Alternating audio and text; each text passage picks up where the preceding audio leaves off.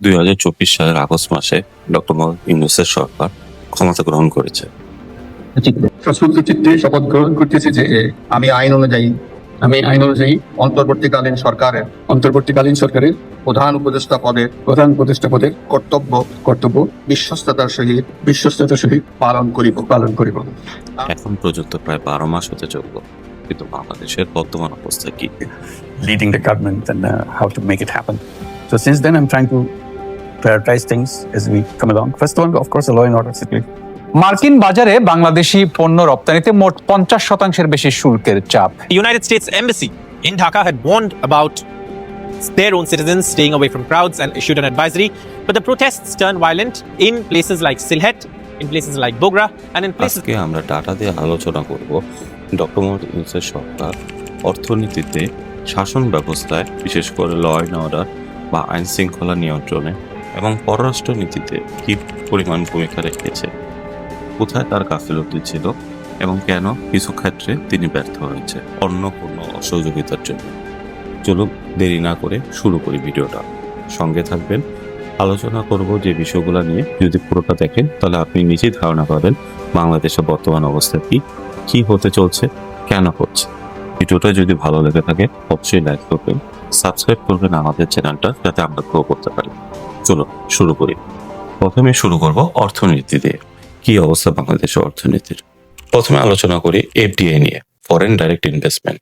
কি পরিমাণ foreign direct investment বাংলাদেশে এসেছে তার শাসন আমলে? 2023-24 সালে বাংলাদেশে যে ফরেন ডাইরেক্ট ইনভেস্টমেন্ট এসেছিল সেটা হচ্ছে $403 মিলিয়ন। বর্তমানে তার শাসন আমলে যে অ্যামাউন্টটা এসেছে সেটা হলো প্রায় $1.12 বিলিয়ন। বুঝতে পারছেন, ব্যাপক একটা পরিবর্তন হয়েছে।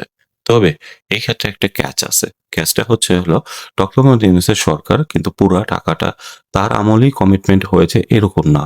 কিছু টাকার কমিটমেন্ট হয়েছিল বিগত শাসন আমলে, মানে শেখ হাসিনা সরকারের আমলে। তাহলে বুঝতে পারছেন এই ক্ষেত্রে খুব একটা আমরা বলতে পারি না যে ডক্টর মোহাম্মদ ইউনূসের সরকার সফলতা পেয়েছে। দ্বিতীয় যে জিনিসটাতে অবশ্যই সফলতা পেয়েছে সেটা হলো রেমিটেন্স। 2023-24 সালে রেমিটেন্স ছিল $23.4 বিলিয়ন। বর্তমানে সেটা বেড়ে দাঁড়িয়েছে এই জুন পর্যন্ত সেটা হলো $29.5 বিলিয়ন, প্রায় $6.1 বিলিয়ন বেশি। একটা বিশাল জাম্প। কেন এই জাম্প? ডক্টর মোহাম্মদ ইউনূসের সরকারের আমলে বাংলাদেশ ব্যাংক কিছু পরিবর্তন করছে। তার মধ্যে যে পরিবর্তনটা করেছে সেটা হলো সাধারণত ব্যাংকিং চ্যানেলে ডলারের দাম কম থাকে, হুন্ডি বা অন্য যে মাধ্যমগুলো আছে সেখানে বেশি থাকে। কিন্তু বাংলাদেশ ব্যাংক এই দুইটার মধ্যে একটা লাগাম টানার চেষ্টা করেছে। দুইটার মধ্যে যে অসামঞ্জস্যতা রয়েছে বা ডিফারেন্সটা রয়েছে সেটাকে কমিয়ে এনেছে, যার ফলে অনেক প্রবাসী বৈধভাবে টাকা পাঠানোর জন্য আগ্রহ প্রকাশ করতে পারছে। অন্যদিকে জুলাই অভ্যুত্থানের পর অনেক প্রবাসী আস্থা রেখেছে ডক্টর মোহাম্মদ ইউনূস সরকারের উপরে, যার ফলে প্রচুর পরিমাণ একটা রেমিটেন্সের ফ্লো দেখা গিয়েছে। অনেক আবার বলছে যে সেটা হলো এই সময় অনেক বেশি শ্রমিকও বিদেশে গিয়েছে। তবে আমার কাছে সেটা কোনো ডাটা নেই। কিন্তু এখানে একটা ক্যাচ আছে, সেটা আসলে কি বাংলাদেশের অর্থনীতি খুবই উন্নত করেছে? বাস্তবতা কিছুটা পিছিয়ে। বাংলাদেশের অর্থনীতিতে গতি এসেছে সেটাতে কোনো সন্দেহ নেই। বাংলাদেশের ব্যাংকগুলো অনেক সফলতা পেয়েছে, ব্যাংকগুলো অনেক মুনাফা অর্জন করতে পারছে, এটা তো কোনো সন্দেহ নেই। কিন্তু দেখা গেছে বেকারত্ব প্রচুর পরিমাণে বেড়ে গেছে। বর্তমান সরকারের আমলে বেকারত্বের হার 4.63%, প্রায় 27 লক্ষ লোক জবলেস। এর কারণটা কি? কারণটা যদিও এফডিআই এসেছে সেটা এখনো গ্রাউন্ড লেভেলে ইমপ্লিমেন্টেড হয়নি। প্রধান যে কারণ হতে পারে, যারাই বিনিয়োগ করেছে তারা এখনো ওয়েট করছে গভর্নমেন্ট চেঞ্জের ক্ষেত্রে, কারণ তত্ত্বাবধায়ক সরকারের আমল চলছে। এই সময় অনেকেই সেফ মনে করে না বিনিয়োগ করতে।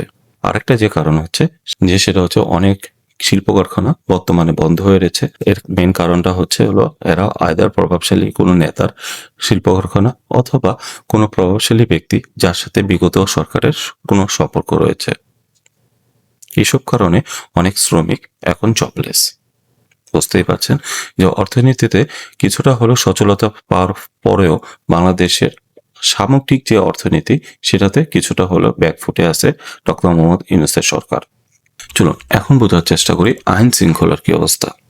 আইন শৃঙ্খলার অবস্থা সবচেয়ে দুর্বিষহ।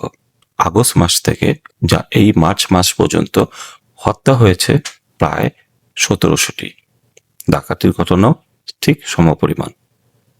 এছাড়া ধর্ষণ প্রায় 1000 জন, মব ভায়োলেন্স হয়েছে এই পর্যন্ত প্রায় 230টি। এর মধ্যে শুধু গত বছরের আগস্ট থেকে ডিসেম্বর পর্যন্তই হয়েছে 201টি মব ভায়োলেন্স, যেখানে প্রায় 117 জন মারা গেছে। অন্যদিকে জানুয়ারি থেকে এই মার্চ পর্যন্ত ভায়োলেন্স হয়েছে প্রায় 30টি, যেখানে প্রায় 17 জন মারা গেছে। আপনি বুঝতেই পারছেন কি পরিমাণ মব ভায়োলেন্স হয়েছে এই পর্যন্ত। কোনো দুঃখজনক ব্যাপার হলো কোনো মব ভায়োলেন্সেরই এখন পর্যন্ত বিচার হয়ে ওঠেনি। কিছু ক্ষেত্রে ধরপাকড় হয়েছে, আর বেশিরভাগ ক্ষেত্রেই কোনো ধরনের ধরপাকড়ও হয়নি, যার ফলে মব ভায়োলেন্সও বাড়ছে। অন্যদিকে রেপ বা ধর্ষণের সংখ্যাও দিনকে দিন বাড়ছে। আমরা কুমিল্লার মুরাদনগরের কেসটা অলরেডি শুনেছি, এছাড়াও দেখা যাচ্ছে বিভিন্ন জায়গায় ধর্ষণের খবর প্রতিনিয়ত আমরা শুনতে পাচ্ছি। ডাকাতি বাড়তেছে, কারণ হচ্ছে যেহেতু মানুষের কাছে জব নাই, ডেফিনেটলি ডাকাতি ভবিষ্যতে আরো বাড়বে। চিন্তার ঘটনা এখন অহরহ।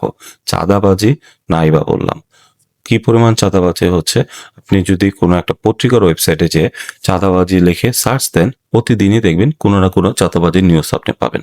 সেটা প্রথম আলোই হোক বা অন্য কোনো দৈনিকই হোক, আপনি চাঁদাবাজির নিউজ পাবেনই। বুঝতে পারছেন, সামগ্রিকভাবে আইন শৃঙ্খলার বেশ অবনতি ঘটেছে। এখন চলুন বুঝিয়ে চেষ্টা করি পররাষ্ট্রনীতিতে কি অবস্থা। ডক্টর মোহাম্মদ ইউনূসের সরকার ডেফিনেটলি পররাষ্ট্রনীতিতে অনেক উল্লেখযোগ্য ভূমিকা রাখার চেষ্টা করেছে, এটাতে কোনো সন্দেহ নেই।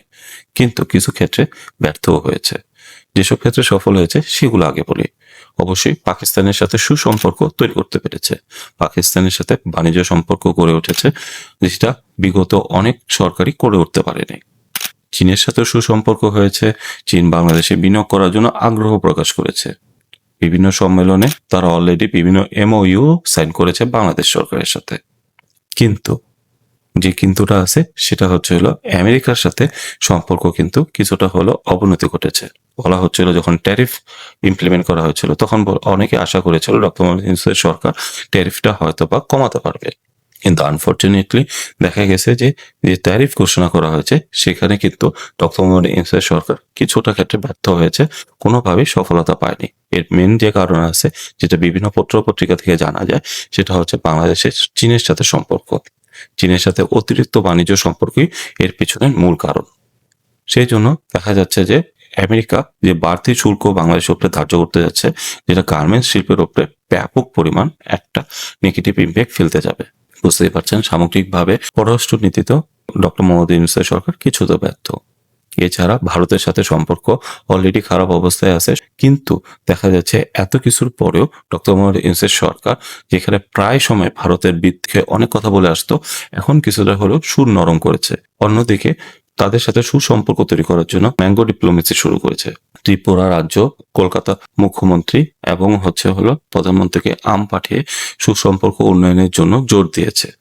বুঝতেই পারছেন, কিছুটা হলেও বাংলাদেশ এখন ব্যাকফুটে আছে, যেখানে প্রথম থেকে বাংলাদেশ কিন্তু শেখ হাসিনার পতনের পর থেকেই ডক্টর মোহাম্মদ ইউনূসের সরকার ভারতের বিভিন্ন স্টেপকে কড়া নিন্দা করে আসতো। কিন্তু এখন দেখা যাচ্ছে সেই কড়া নিন্দা করার পরেও বাংলাদেশের সরকার ভারতের সাথে সম্পর্ক পুনঃস্থাপন করার চেষ্টা করছে। অন্যদিকে মিডল ইস্টের যে অবস্থা আছে সেটা আরো ভয়াবহ। সৌদি আরব একটা সময় বাংলাদেশকে মাল্টিপল এন্ট্রি ভিসা দিত, বর্তমানে সেটা সিঙ্গেল এন্ট্রিতে পরিণত হয়েছে। কাতার, বাহরাইন, অন্যান্য মিডল ইস্টের যে দেশগুলো আছে তারাও ভিসার উপরে রেস্ট্রিকশন দিয়েছে। আগে যেখানে গড়ে 100 থেকে 150টি ভিসা তারা প্রতিদিন দিত, বর্তমানে তারা সেটাকে লিমিট করে দিয়েছে 25 থেকে 30টি ভিসায়। অন্যদিকে ভিয়েতনাম, যারা চীনপন্থী, তারা কিন্তু বাংলাদেশে ভিসা দেওয়া বন্ধ করে দিয়েছে। বুঝতেই পারছেন সামগ্রিকভাবে বাংলাদেশের কি অবস্থা। পূর্ব ইউরোপের অনেকগুলো দেশও বাংলাদেশে ভ্রমণের উপরে নিষেধাজ্ঞা জারি করেছে। এখন যতই আমরা বলি না কেন, আমেরিকা বাংলাদেশকে অনেক হেল্প করছে, কিন্তু আমেরিকার যদি ওয়েবসাইটে আপনি যান, দেখবেন যে বাংলাদেশের ক্ষেত্রে তারা কিন্তু অলরেডি উল্লেখ করেছে যে আপনি কশাসলি বাংলাদেশে ভ্রমণ করতে পারবেন, এবং কিছু জায়গা তারা উল্লেখ করে দিয়েছে যেখানে বিভিন্ন ধরনের আইন শৃঙ্খলা পরিস্থিতির অবনতি ঘটেছে, তাই তারা বলেছে সেসব জায়গা ভ্রমণ করতে না। বুঝতে পারছেন, সামগ্রিকভাবে বাংলাদেশের পররাষ্ট্র নীতিতে ব্যাপক পরিমাণ একটা ব্যাকফুটে আছে বাংলাদেশ সরকার। বরঞ্চ বাংলাদেশ যেখানে আশা করেছিল ডক্টর মোহাম্মদ ইউনূসের সরকারের একটা গ্রহণযোগ্যতা সারা পৃথিবীতে পাবে, কারণ ডক্টর মোহাম্মদ ইউনূস সব জায়গায় ব্যাপক পরিমাণ একটা সম্মানিত পার্সন, কিন্তু সেই পরিমাণ কিন্তু আশা প্রতিফলন হয়নি। কিন্তু এর কারণটা কি? এতক্ষণ তো বললাম যে সেটা হচ্ছে বিভিন্ন সমস্যা। কারণটা যেটা হচ্ছে হলো বাংলাদেশের ভিতরে একটা ডিপ স্টেট কাজ করছে। যারা ডিপ স্টেট সম্পর্কে জানেন না তাদেরকে আমি ডিপ স্টেটটা একটু হালকা করে বোঝানোর চেষ্টা করি। ডিপ স্টেট হচ্ছে এমন একটা ব্যবস্থা যেখানে সরকারের পিছনের লোকেরা সরকারকে নিয়ন্ত্রণ করে, যাদের আপনি কখনো নাম বা পরিচয় আপনি জানতে পারবেন না। তারা হতে পারে বিভিন্ন সরকারি কর্মকর্তা, আর্মি পার্সন, হতে পারে নির্বাচন কমিশনার বা অন্য কেউ। বাংলাদেশে এই পরিস্থিতিটাই ঘটছে। কেন আমি এই কথাটা বললাম? আপনি চিন্তা করে দেখেন, যে পরিমাণ মব ভায়োলেন্স হয়েছে সেই পরিমাণ কি বিচার হয়েছে? হয়নি। সে পরিমাণ কি মানুষকে ধরা হয়েছে? ধরা হয়নি। কেন ধরা হলো না? বাংলাদেশে তখন আর্মি ব্যবস্থা আছে, তারপর কেন ধরা হচ্ছে না? ডক্টর মোহাম্মদ ইউনূসের সরকার কি সেখানে ব্যর্থ হচ্ছে না? সারা পৃথিবীতে কিন্তু নিউজগুলো অন্যভাবেও প্রতিফলিত হচ্ছে যে বাংলাদেশে মব ভায়োলেন্সের শিকারে অমুকজন অমুকভাবে মারা যাচ্ছে। বিশেষ করে রিসেন্টলি যেভাবে নিষ্ঠুরভাবে একটা মানুষকে মিটফোর্ডে সবার সামনে মারা হলো, তারপরে কি ধরনের ব্যবস্থা নেওয়া হবে সেটার দিকে সবাই তাকিয়ে আছে। যদিও ধরা হয়েছে অভিযুক্তকারীকে, কিন্তু তারপরে কি হবে? আমরা সময় বলে দেবে তারপরে কি হবে। বুঝতেই পারছেন এইসব ডিপ স্টেটের যে পার্সনরা আছে তারা কিছুটা হলেও ডক্টর মোহাম্মদ ইউনূসের সরকারকে পিছিয়ে দিয়েছে। কিন্তু আশার বিষয় হচ্ছে মাত্র 1 বছর হলো। ডেফিনেটলি ডক্টর মোহাম্মদ ইউনূসের সরকারের অনেক সময় লাগবে এই জিনিসগুলোকে গোছাতে।